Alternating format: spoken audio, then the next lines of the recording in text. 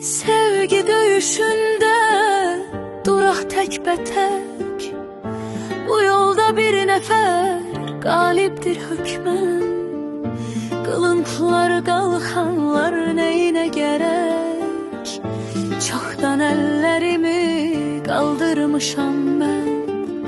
Səni sevgilərə